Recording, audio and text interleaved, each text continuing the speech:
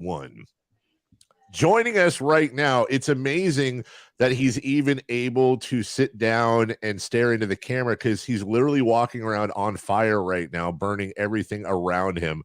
It's Red Velvet Lounge, brought to you by Jiffy Lube, the one, the only, the beautiful, the lovely, the talented Kevin Huerter. How you doing, buddy? I'm doing great. How you guys doing?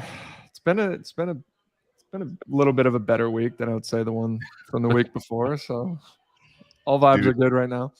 I'm just all about that two-handed dunk, dude. Like I mean, it's not just the hops. You sent it down with authority, and you announced your presence with authority, and we are all here for that. I know. I've been getting a lot of crap from our bench to start dunking more, namely Doug Christie, because you guys watch us do warm-ups sometimes, and I always dunk at the end of my shooting time, and he always looks at me like he hasn't seen me jump. So I'm actively trying to dunk more in games. I just gotta get some more creativity going. I'm just that missed dunk from earlier in the season. It's haunting you. Yeah, a little haunting, but trying to get some better ones going. I don't know if it was a sign of things to come that night, but Kevin, I was down on the floor when you were warming up, and there was a kid by the basket near you that was like, "Huerter, dunk it," and you went up and you sold it like you were going to, and then you did a fake like reverse flip or whatever, and you just saved it for the game. Yeah, you know, that shout out to that kid. I don't know if he's listening. Please don't do that again. You know, I think it was a whole warm. It was like 15 straight minutes of yelling "dunk it" to me and Alex Len. Yeah. So next time, just, you know, it's coming at the end of the workout. You'll see it. How much fun is it? It's always funny knowing we're going to talk to you every week. Try to put stuff in the back of my head to ask you. And I'm pretty sure this actually might have happened before we last talked, but the playing with Russell Westbrook, like there's chirping going on, and I can see it, and I can see you. You're a pretty even-keeled guy for the most part, but sometimes, you know, the refs, it seems like they'll annoy you a little bit time to time. And then with Russ, there's kind of been this little fun back and forth. And I got to imagine, you know, it's competitive in the moment, but also fun for you. It is. I think Russ is one of those players that feeds off of those type of interactions, where if he can kind of start chirping with someone over the course of the game, it motivates him, it gets him going, it can light that fire. And he's a competitor. I don't really have any like real beef with him just from going at each other. I think we had a run-in LA. I think he got a tech. I think I got a tech against him. Then there was, the play the other night.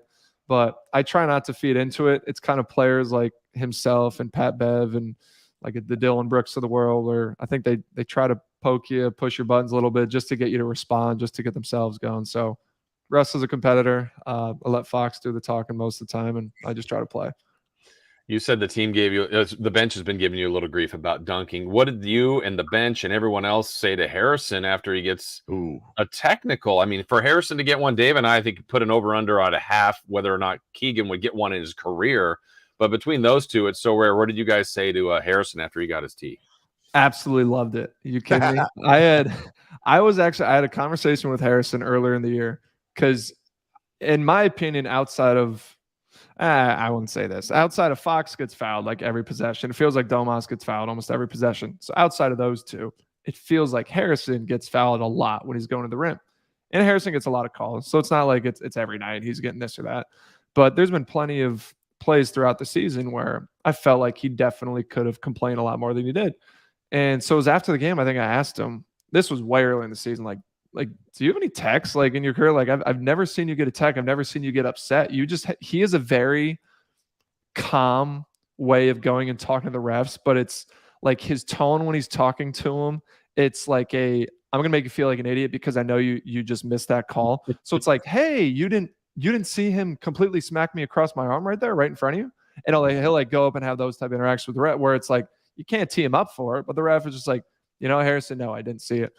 And so we had a full-on conversation earlier this year. He's like, "Oh yeah, I've had a tech in my career. I think it's no, I don't think I've gotten one since my rookie year. Actually, now that you talk about it, yep, 2 was rookie year. And so this was in the game the other day. I thought Mike had gotten it because he went to the rim, thought he got fouled. We're going back, and originally I thought it was Mike who got the text. So Harrison comes like down the court, is like calm demeanor, and it's just like you could tell like then the refs like points at him, and I like look at him like you just get a text. I'm like, that's your first one, and how long? He's like no, I've gotten text before. I've gotten text. It was like a quick like interaction on the court.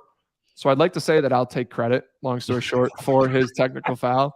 Because I've been hyping him up all year, like, bro, you got to start complaining more. You need to get some fire. You need to get some technicals. You can afford it. You guys, as we talk right now, are the number 2 seed in the Western Conference, and I feel comfortable saying that to you because you've mentioned you guys, you're aware, you watch the standings, you know what's going on, you know where your standing is. Obviously, nothing changes with you being the 2 seed, and that could change tomorrow. But you guys just, everybody said you didn't make any moves at the trade deadline, so you guys are going to just slowly start falling down the ranks. That ain't how it's worked out so far. It isn't, and we know where we are. It's not one of those things we're closing our eyes when we look at the standings, and I'm not getting done with our game every night and going looking at who won and lost throughout the league. It's just the nature of where we are in the season. Every team is still so close. So for us to be the 2 seed, it's pretty remarkable.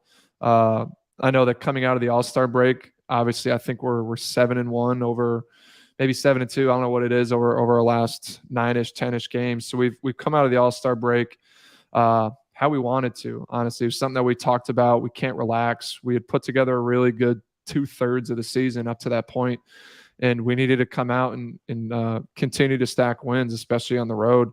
And we've done that. So job's still not finished.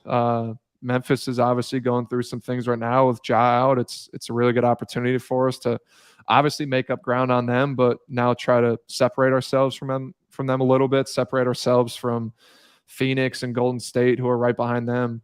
And so I'm not sure how every other team will handle the next 18 to 20 games or look at matchups or this and that. All I know is that we're trying to win every game. We're going to win as many games as possible and continue to try to finish this thing out strong. Kevin, you've told us many weeks you'd like to see the defense get better. Coach Brown talks about it. Everybody on the team's talking about it. But you guys have gone to some zone last game or two. Has that helped, you think, your defense, just mixing that in a little bit? I think it has. To be honest, not a lot of teams in the NBA practice a zone or practice playing against a zone. So a lot of times teams, and I've had this both in Sacramento and in Atlanta, like you try to run your same man plays against the zone. You say, hey, just keep playing. And so a lot of times teams just use it obviously to change it up and just throw you off your rhythm. And the rules of the NBA make it super hard to sit in a zone for most of the game. And most teams are too good at shooting for you to, at some point you're going to give up wide open shots if teams move the ball just with the way the spacing is in 3 seconds. So we've found a way just to steal some possessions. I think if you can steal 2 or 3 possessions in the second and third quarter, those come up big towards the end of the game. And so we've used it. We haven't practiced it too much. It was something that we practiced briefly at the very beginning of the season, and we haven't used too much. But over the last couple of games, it's helped. I would assume that the numbers are pretty good. You'll continue to see it a little bit moving forward, but realistically, we got to get a little bit better at guarding within our base defense, our man-to-man. And I think we are. Just, attention to detail, continuing to watch film, continuing to learn, and get better with each other. Kevin Huerter Show brought to you by Jiffy Lube on Sactown Sports. You started out this season on an almost unsustainable run of efficiency, and there have been peaks and valleys. We've asked you before, hey, shots not falling. Do you feel any different? And you've been really even keeled. Like, no, not really. It's a quarter inch here and there type of thing. It'll turn around. We've never sensed any sort of worry from you. And now you're back just drilling it again. I mean, completely flame throwing it out there. So I think I know the answer, but anything change? Anything different? No, it's just reps. It really is. It's you go through so many highs and lows throughout the season. You go through so many waves. You try to limit them as much as possible, especially for someone like myself who relies on making jump shots and making threes. It's super hard to sustain that for the whole entire year. That's why the best players in the world, they can do it every single game. They get to the foul line. They, are really efficient inside the 2. I think everyone in the NBA, you go through so many highs and lows shooting the ball from deep. And so that's obviously my progression as a player is becoming more of a complete player. But in terms of my 3-point shot, for me, it's anytime you're struggling, there's There's no beating the system. There's no cheating. You got to get in the gym. You got to get the reps up. You got to make sure mentally you're confident. And there's times, especially if you're not seeing the ball go in, it's easy to lose confidence and start to try to do different things. And maybe the same threes that you've seen me take over the last couple of games, a little bit deeper, a little bit earlier in the shot clock, I wasn't taking a week ago. And so that confidence is definitely back, which is a major part of it. But to be honest, it was when we were playing in OKC, there was a tornado warning after the first game we played, and we were kind of stuck in the gym, and I was able to get reps up after the game. And really since then I've felt better and I've shot better. So there's no secret. You got to get the reps. You got to be in the gym. It's easier to do that when we're home. You can always go back and we can practice at our facility. It's a little bit tougher to do on the road just because the gym time, there's not as much space available.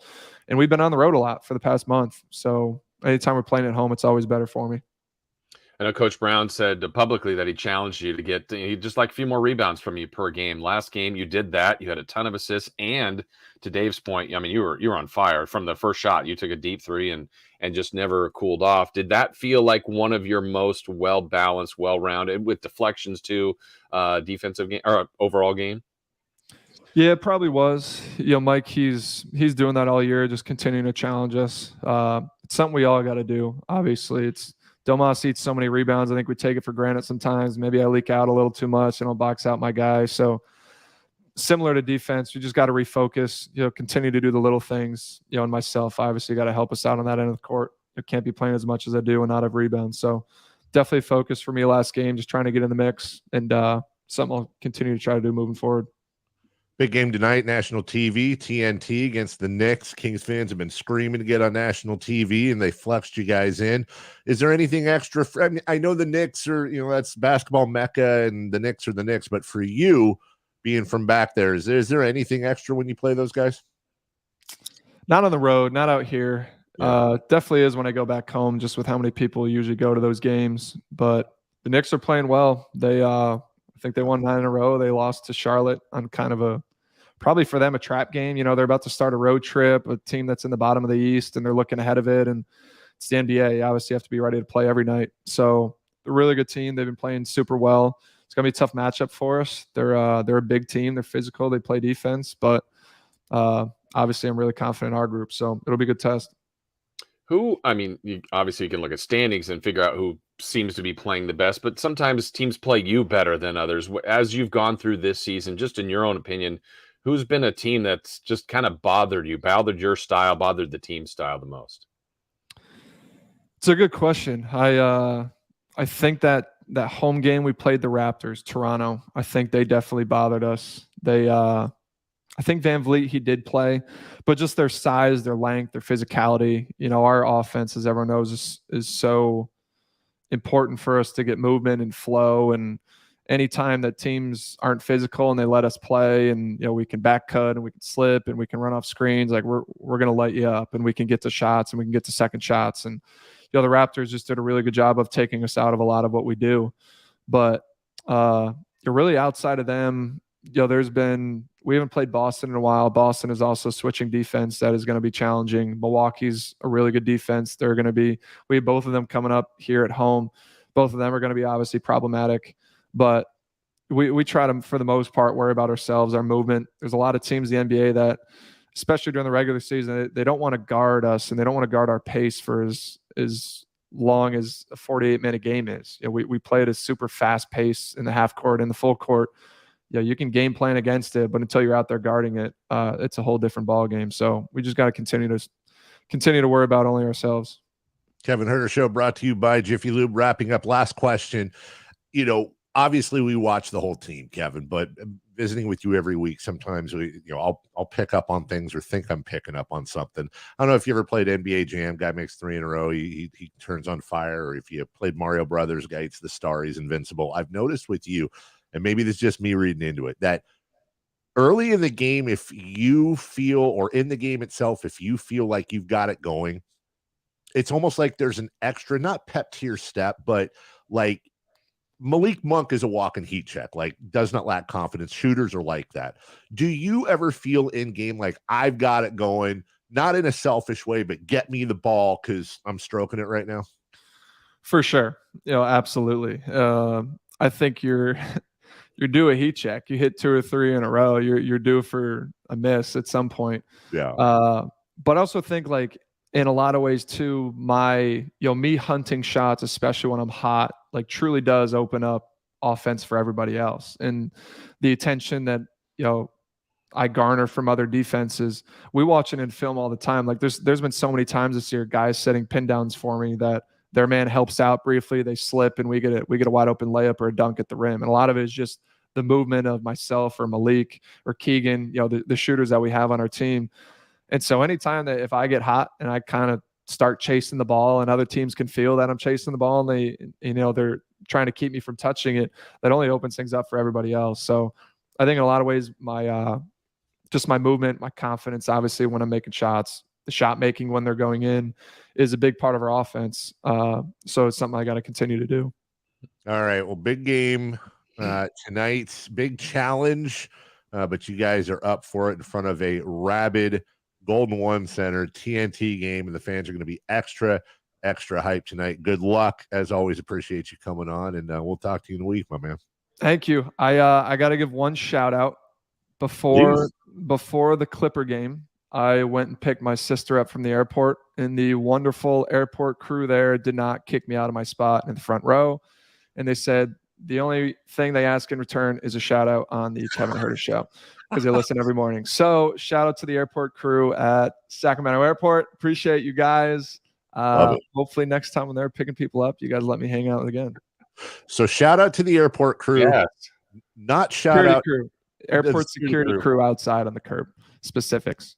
But not shout out to the kid who was telling you to dunk it the whole time. We're not shouting him out. Somewhat shout out to him. If I see you again, just quiet it down a little.